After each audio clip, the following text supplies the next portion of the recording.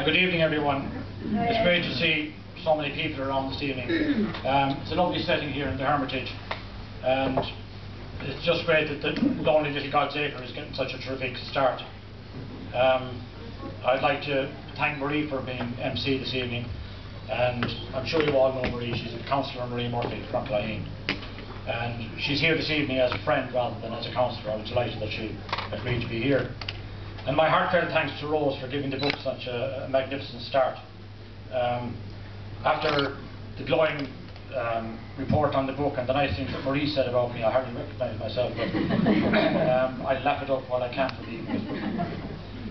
Rose is so experienced and qualified and respected in archaeology that it makes me very proud to have her endorsement, sort of speeding the book on its way. Huge thanks also to Breda and Declan for sponsoring the launch here.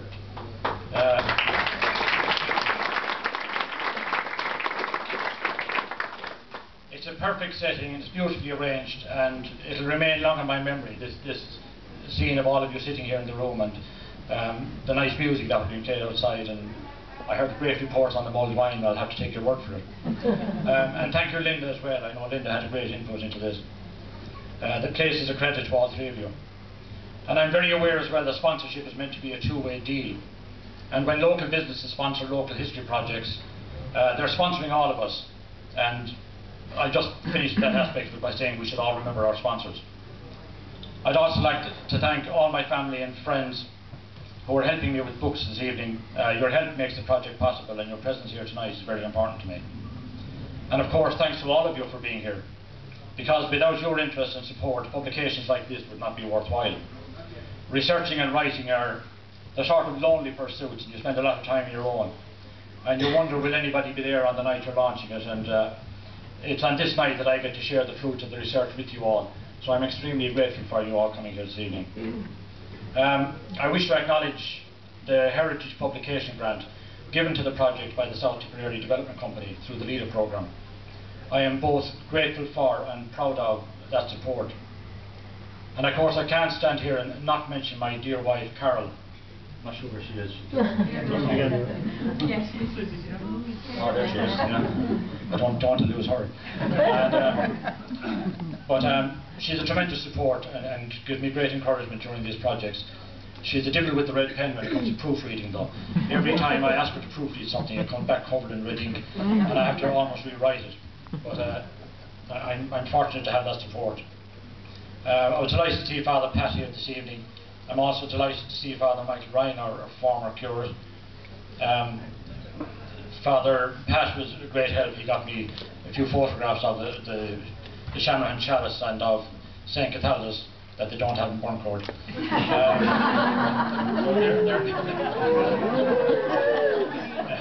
We were ahead of the possible.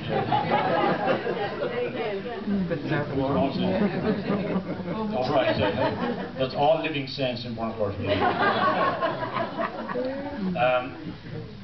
So I'll say Father Michael is a great supporter of local heritage as well, and has a great knowledge of local history, and I'm delighted to see him here. I'll mention as well one other person, my son Vincent. He's not here actually, he's in bed with the flu of all nights, but he was a great help to me when I was going out measuring up churches and things, and he was the one person that would always correct me if I was making mistakes, and I didn't always receive his criticisms kindly, I suppose, but he would persevere, and he was usually right. And there's a photo of Vincent in the book. He was aged 12 at the time, on top of Knockdownahullion on an October evening back in 1998, I think it was.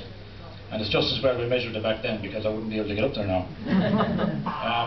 And I should say this, it was Vincent who should rightly get the credit for the discovery of the second shield and the gig in Shanrahan. Because back in 1998, when we were surveying the church, it was Vincent who drew my attention to the oddly shaped stone in the wall, and hence the discovery of the shield and the gig. So in your absence, Vince, thank you for your help. And while I'm thanking people, I also want to thank Tom Costello. I know Tom is here somewhere. Tom is the caretaker of Shanrahan, and he was extremely helpful when I was visiting the cemetery. God, I'm still on page 1, you'll be here all night.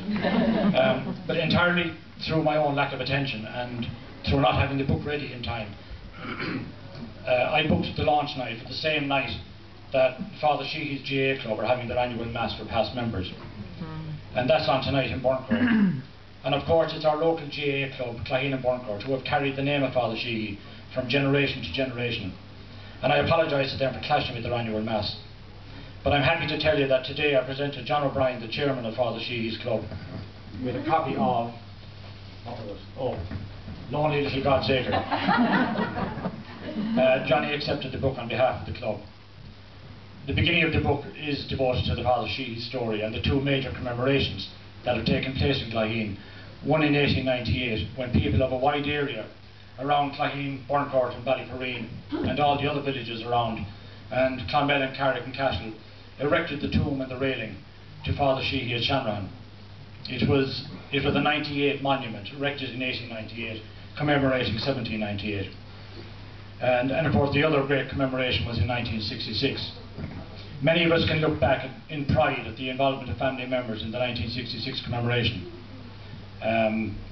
There's one person I'd like to single out, but I don't think he'll be here. I think Michael Maroney was heading up to Burntcourt when I talked to him. But Michael Maroney was probably the youngest member of the 1966 Father Sheehy Commemoration Committee.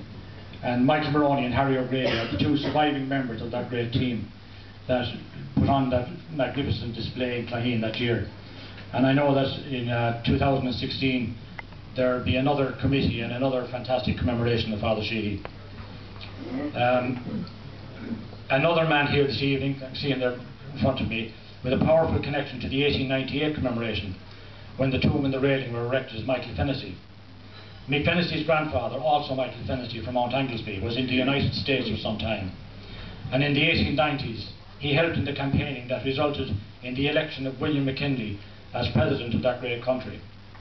And as a token of his gratitude, President McKinley presented a beautiful Father Sheehy banner to Mike Fennessy, which Mike carried from Clogheen to Shanrahan on the day of the 1898 commemoration.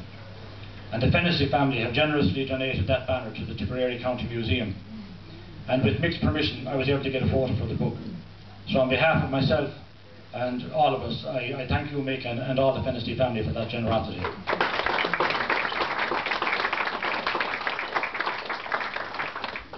I was going to say something about the historic graves volunteers, but I think it's been covered already. I think both Marie and Rose mentioned it, and how it was organised with Mark Ryland, archaeologist John Tierney. I just want to mention that Dr. David Butler in Care was also involved in the sort of initial idea about that recording project. And it's extraordinary how the developments in technology over the last few years, the last 20 years particularly, they've been sort of breathtaking. But we must be careful that the advances in technology work in our favour and don't allow things like tourism to suffer. And every effort must be made to ensure that there's always reason to come and visit Ireland or Clogheen, and that the computer research is never a match for the real life experience. The computer research should enhance rather than replace the need to come here. And I saw on Diarmaid Condon's Clogheen website, Hidden Heart of Ireland, that he has on there a great account of Bill O'Halloran of the USA coming to Clogheen in the year 2000. I know this has nothing to do with the book, but it's just something I'm passionately interested in. But Bill O'Halloran, whose grandfather John O'Halloran had emigrated from Clogheen at the end of the famine, he writes how he had been advised to approach Clogheen from Lismore, so that his first ever view of Clogheen could be from the V. And Bill got out of his car at the V, took his first view of the valley and of Clogheen, and he started to cry. And he writes about it very emotionally. He said he stood there with the tears in his eyes, tears rolling down his face.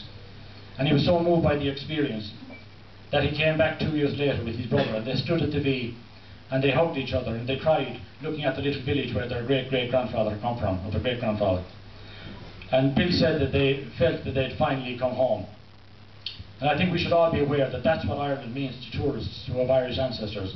It's not all about shamrocks and pints of Guinness and Irish music, as important as they are. That there is a huge emotional aspect to it as well. And that emotional connection can never be replicated by technology.